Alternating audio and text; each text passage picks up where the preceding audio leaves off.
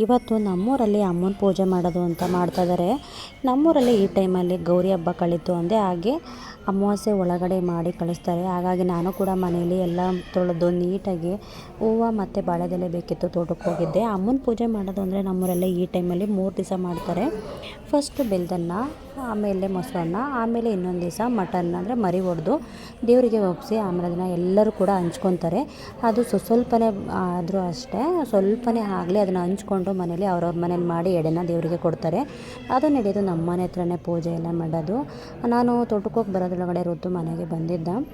So guys ನೋಡ್ತಿರ್ಬೋದು, ಎಲ್ಲರೂ ಕೂಡ ಇವತ್ತು ಫಸ್ಟ್ ಡೇ ಪೂಜೆ ಮಾಡೋದ್ರಲ್ಲಿ ಎಲ್ಲ ಮನೆಯಿಂದ ಪ್ರತಿಯೊಬ್ಬರು ಬರಬೇಕು. ಏಕೆಂದರೆ ದೇವ್ರ ಕಾರ್ಯ ಅಲ್ವಾ, ಹಾಗಾಗಿ ಎಲ್ಲರೂ ಬಂದು ಸೇರ್ತಾರೆ, ಒಗ್ಗಟ್ಟಾಗಿ ಮಾಡ್ತಾರೆ. ನಮ್ಮರಲ್ಲಿ ಯಾವುದೇ ಒಂದು ಕಾರ್ಯ ಆದರೂ ಅಷ್ಟೇ.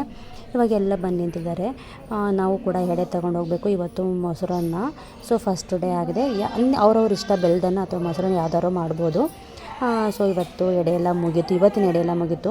ಹಾಗೆ ಊಟಕ್ಕೆ ಬಿಸಿ ಮುದ್ದೆ ಮಾಡಿದ್ದೆ. ನಾನು ಬಿಸಿ ಮುದ್ದೆ ಯಾವಾಗಲೇ ಮಾಡೋದು ಅಷ್ಟೇ, ಋತುಗೆ ಫಸ್ಟು ತಿನ್ನಿಸ್ಬಿಡ್ತೀನಿ. ಯಾಕಂದರೆ ಮಕ್ಕಳಿಗೆ ಬಿಸಿ ಮುದ್ದೆ ತಿನ್ನಿಸ್ಬೇಕು. ಬಿಸಿ ಮುದ್ದೆ ಅನ್ನೋದಾಗಲಿ ಆರಿದ್ದಾದರೂ ಅಷ್ಟೇ, ಮಕ್ಕಳಿಗೆ ಸ್ವಲ್ಪನಾರು ಒಂದು ದಿವಸಕ್ಕೆ ಮುದ್ದೆನ ತಿನ್ನಿಸಿ ರೂಢಿ ಮಾಡಬೇಕು. ಹಾಗೆ ಬಿಸಿ ತುಪ್ಪ ಕಾಸಿದ್ನಲ್ಲ, ಹಾಗಾಗಿ ಬಿಸಿ ಮುದ್ದೆ ಜೊತೆ ತುಪ್ಪ ತುಂಬ ಚೆನ್ನಾಗಿರುತ್ತೆ. ಮಕ್ಕಳಿಗೆ ನಾವು ಲೀಟ್ರ್ಗಟ್ಟಲೆ ಹಾಲು ಕುಡಿಸ್ತೀವಿ ಪ್ರೋಟೀನ್ ಸಿಗುತ್ತೆ ಅಂತ.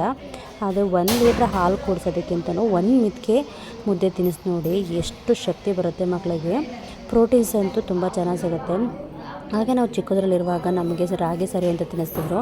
ಯಾಕೆ ಅಂದರೆ ಅದರಲ್ಲಿರುವಂಥ ಪ್ರೋಟೀನ್ಸು ಮಕ್ಕಳಿಗೆ ಸಿಗುತ್ತೆ ಅಂತ. ನಾವು 1 ವರ್ಷ 2 ವರ್ಷ ಆದಮೇಲೆ ಬಿಟ್ಟೇ ಬಿಡ್ತೀವಿ. ಸೊ ಹಾಗಾಗಿ ಬಿಡಬಾರ್ದು. ಮಕ್ಕಳಿಗೆ ಯಾವತ್ತಿದ್ರೂ ಪ್ರೋಟೀನ್ಸ್ ಇರೋ ಅಂಥದ್ದನ್ನ ದೊಡ್ಡವರಾಗಲಿ ಚಿಕ್ಕವರಾಗಲಿ ತಿನ್ನಿಸ್ತಾ ಹೋಗಬೇಕು. ಹಾಗೆ ಗೈಸ್ ನಾನಿವತ್ತು ಬಿಸಿ ಸಾಂಬಾರು ಆಗುತ್ತಲ್ಲ, ಋತುಗೆ ಈ ಥರ ನಾನು ಬಿಸಿ ಮುದ್ದೆ ಆಗಿದ್ದ ದಿವಸ ಇದೇ ಥರ ಮಾಡಿಕೊಡೋದು. ಓಕೆ ಫ್ರೆಂಡ್ಸ್, ಈ ವಿಡಿಯೋ ಇಷ್ಟದಲ್ಲಿ ಪ್ಲೀಸ್ ಲೈಕ್ ಮಾಡಿ, ಶೇರ್ ಮಾಡಿ, ಕಮೆಂಟ್ ಮಾಡಿ, ಹಾಗೆ ಫಾಲೋ ಮಾಡೋದು ಮರಿಬೇಡಿ. Thank you, bye.